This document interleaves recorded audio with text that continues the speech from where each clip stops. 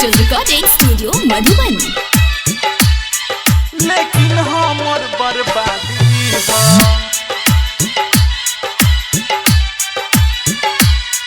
ए गोरी तोहर कल शादी हा। प्रेजेंट्स बाय वेखा फिल्म। लेकिन हमर बर्बादी हा। ए गोरी तोहर कल शादी हा। शादी हा।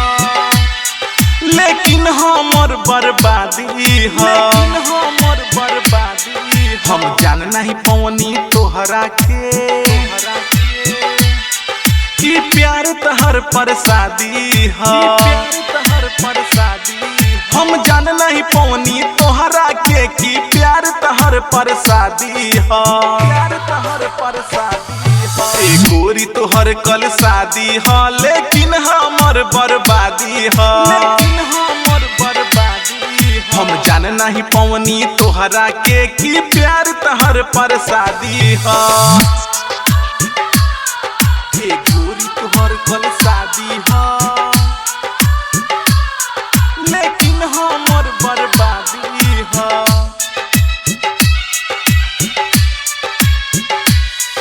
लेकिन हमर बर्बादी हा। ए गोरी तोहर कल शादी हा। ससुरा जाए से पहले अतने तू दीह बताई कोई का कमी तोर प्यार में कि बन गेलू हर जाई। गोरी हो बहुत पछतैबू रोआ के जे हमके जैबू। सच कहता दीवाना राजभोग हो नाही पैबू। मिलत जवन सहजादी हा। मिलत जवन सहजादी हा।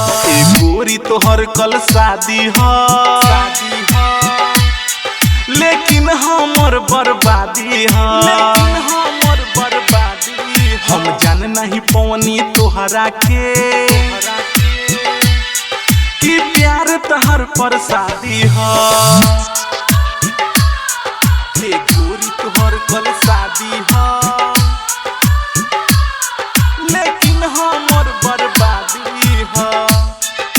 Digital recording studio Madhuban. लेकिन हमर बर्बादी हा।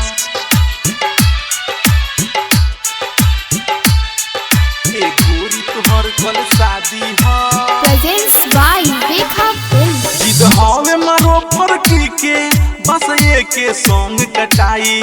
तू रहबू लाल जोरा में हम कफन में रहब लिपटाई। करे जबरू कुहकावत गमू में बारू डुबावत।